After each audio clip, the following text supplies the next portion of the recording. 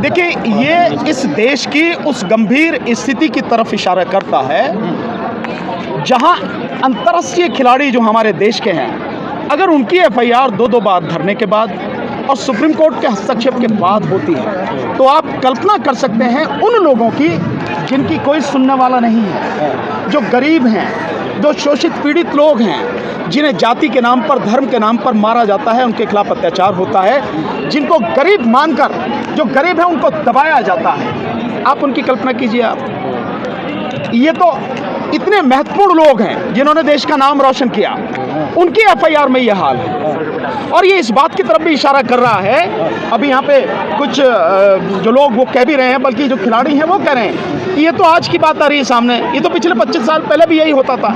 इसका मतलब ये है कि स्थिति इतनी गंभीर है कि खेल जैसी पवित्र संस्थाओं में जो देश का नाम करते हैं खिलाड़ी, उनका शोषण अब से नहीं बहुत पहले से हो रहा है। तो सरकारें क्या कर रही हैं? सरकार के नेता क्या कर रहे हैं? वो अधिकारी क्या कर रहे हैं जिनकी जिम्मेदारी है इस सबको, खेल प्रतिभाओं को निखारना और इन सबको, खिलाड़ियों को अच्छी सुविधाएं देना, उनका ध्यान रखना।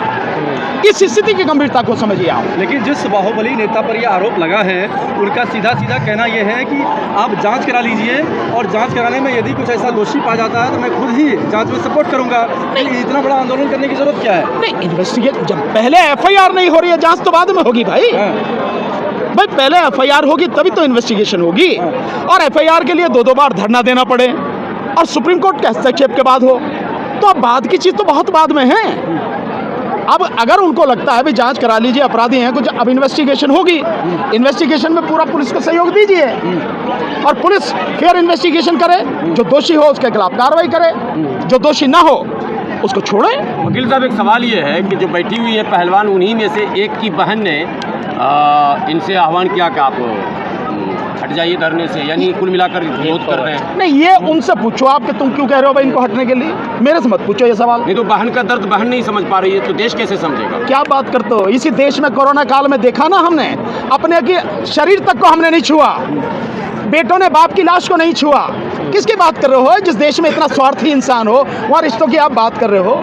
ये रिश्ते सब भी मतलब के लिए होते हैं अधिकतर। तो सर तो कहाँ कैसे पॉलिटिकल कोरोना समझ लिया? मुझे नहीं पता कि क्या समझ लिया क्या नहीं हुआ, लेकिन लोगों की विचारधारा अपनी होती है, अपने स्वार्थ होते हैं। कौन किस वजह से क्या बात कह रहा है, या किससे किस वजह से कहलवाई जा रही है, किसी दबाव से कहलवाई जा रही है, या कोई ऐसी बात है? जिस बाहुबली के ऊपर 38 मुकदमे दर्ज हों और उनके ऊपर जब ये 6 दिन के बाद में FIR दर्ज होता है, तो क्या मुकम्मल जांच हो पाएगी?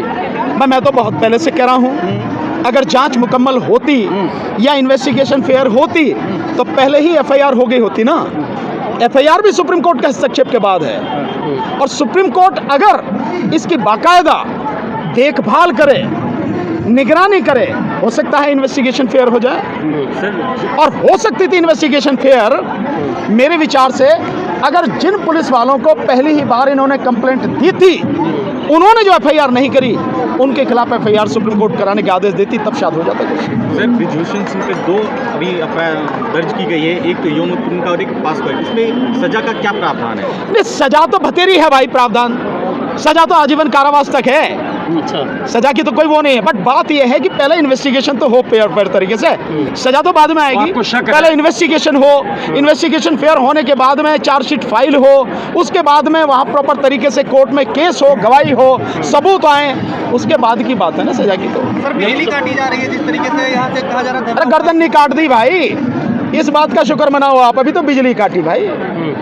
बहुत कुछ हो सकता वकील है। साहब यहाँ बिल्किस बानो के अपराधियों को संस्कारी कहकर छोड़ा जा सकता है, तो क्या आपको लगता नहीं कि ब्रिजभूषण के साथ भी कुछ, वो भी तो संस्कारी हैं? लगता नहीं, मैं तो जानता हूँ भाई, इस देश में न्याय नहीं मिलता किसी को, केवल न्याय का एक ड्रामा होता है। देर सवेर कहीं किसी के पक्ष में फैसला आ जाता है, बाकी कुछ नहीं है, न्याय नहीं मिलता यहाँ पर। ऐसा लगता है कि संस्कारी ठाकुर उनको घोषित किया जा सकता है? पता नहीं, आपको घोषित करवा दो, आप ये करना अपने आप कर लें, मेरा इससे और सरकार कहती है पूरी संवैधानिक व्यवस्था से सरकार चला रही है, देश चल रहा है। सरकार के कहने से चीज़ें नहीं बदलती हैं। सरकार तो कहती है बेटी बचाओ बेटी पढ़ाओ, तो ये बेटियां क्यों बैठी हैं यहाँ?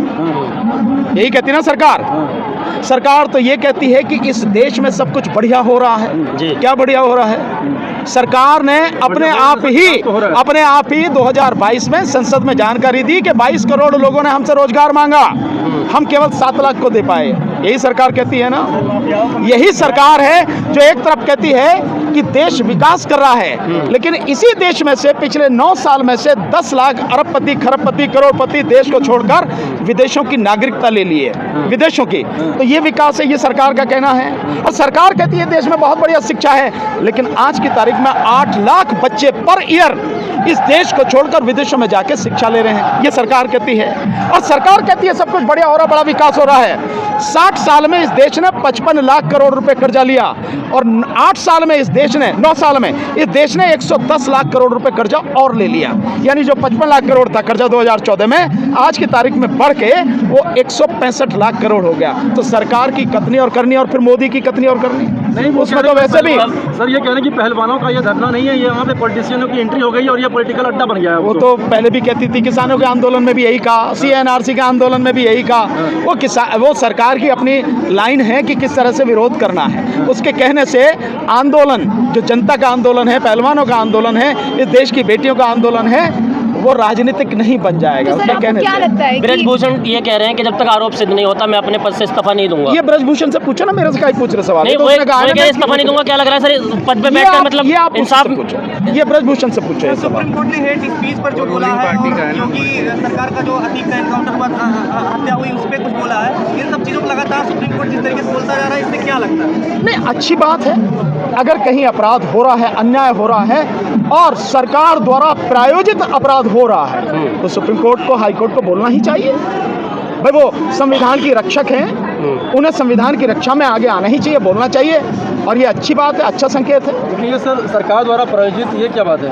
आप इस तरह से कैसे पूछ सकते हैं? ये आंख मार के क्यों कह रहे हो? मैं सीधा ही बता देता हूँ ना। जब सरकार 16 हथियारबंद, अत्याधुनिक हथियारबंद लोगों की सुरक्षा दे, और वो हाई कोर्ट में, सुप्रीम कोर्ट में कहें कि उनकी रक्षा की जिम्मेदारी हमारी है, उनके होते हुए 3 लोग आके 30 राउंड फायर करके 2 लोगों की हत्या कर देते हैं, और वो साथ में जो पुलिस वाले हैं उनका हाथ अपनी पिस्टल तक भी नहीं जाता, क्या समझ में नहीं आता है कि सरकार द्वारा कराया गया कत्ल है ये? 40 साल में माफियाओं का आतंक था, उसका अंत हो गया। बिल्कुल, सरकार माफिया बन गई। अब है सरकार माफिया बन गई, तो आप भी यही कहेंगे। तो कल अगर आप माफिया बने तो आपकी खोपड़ी में इसी तरह से गोली उतार देनी चाहिए, यही करें ना आप। इस देश में कानून का, संविधान का राज है या नहीं? होना चाहिए, नहीं होना चाहिए? कोई भी कितना बड़ा अपराधी हो, लेकिन उसको सजा कानून के हिसाब से मिलनी चाहिए, कानून के तहत मिलनी चाहिए। अगर उसमें कहीं कमजोरी है तो आप उसको मजबूत करो, ये नहीं कि आप हथियार लेके और आप न्याय करने निकल जाएंगे। तो कल यही होगा, जिसके पास हथियार होगा, जिसके पास ताकत होगी, जो उसके विरोध में होगा, उसकी कनपट्टी पे गोली मारेगा, काम खत्म। यही चाहते हैं आप? ऐसी ही व्यवस्था चाहते हैं? हम तो नहीं चाहते, लेकिन जो पब्लिक नहीं, आप यही कहना चाह रहे हैं पब्लिक में खुशी, पब्लिक में जो खुश है ना वो लोग, पब्लिक खुश है। जो पब्लिक में खुश हैं वो लोग अपराध को बढ़ावा देने की बात कर रहे हैं, अपराध को बढ़ावा देने की बात कर रहे हैं। जो लोग आज खुश हैं, आप कल्पना कीजिए कि आज सत्ता जिन लोगों के हाथ में है, अगर कल सत्ता बदल गई और जो भाषा आप बोल रहे हैं, जो तरीका आप अपना रहे हैं, उन्होंने भी अगर बदले की कार्रवाई में यही सब किया, तब क्या होगा भाई? क्या आपको वही उसी तरह का माहौल चाहिए? नहीं ना। माहौल जो भी हो, कितना भी बड़ा अपराधी हो, कुछ भी हो, संविधान और कानून के तहत ही कार्रवाई होनी चाहिए। सर, लोगों के लिए क्या मैसेज देना चाहेंगे अभी जो नहीं, लोगों के लिए मेरा सीधा मैसेज है, इस देश के लोगों को जहां कहीं भी अन्याय हो रहा है उसके खिलाफ आवाज उठानी चाहिए, चुप नहीं बैठना चाहिए।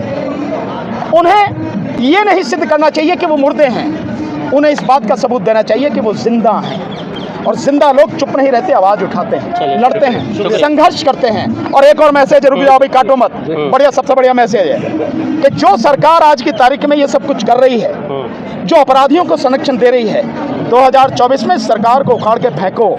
और सरकार को उखाड़ने का तरीका है कि ईवीएम को उखाड़ के फेंको। पहले ईवीएम उखाड़ो, फिर बैलेट पेपर से चुनाव करवाओ, और फिर इस सरकार को उखाड़ कर फेंको, तभी देश बचेगा, नहीं तो कुछ बचेगा नहीं। सरकार नहीं सुनने वाली है। अच्छी अच्छी सरकारें आई, यही सरकार किसान आंदोलन में सुना कि नहीं सुना? 13 महीने के बाद, 13 महीने, कोई क्या दिक्कत है? इसी एनआरसी में सुना कि नहीं सुना? जो SC एक्ट के विषय में 2 अप्रैल 2018 को हुआ, सुना कि नहीं सुना? खूब सुनती है सरकार, सुनाने वाले होने चाहिए।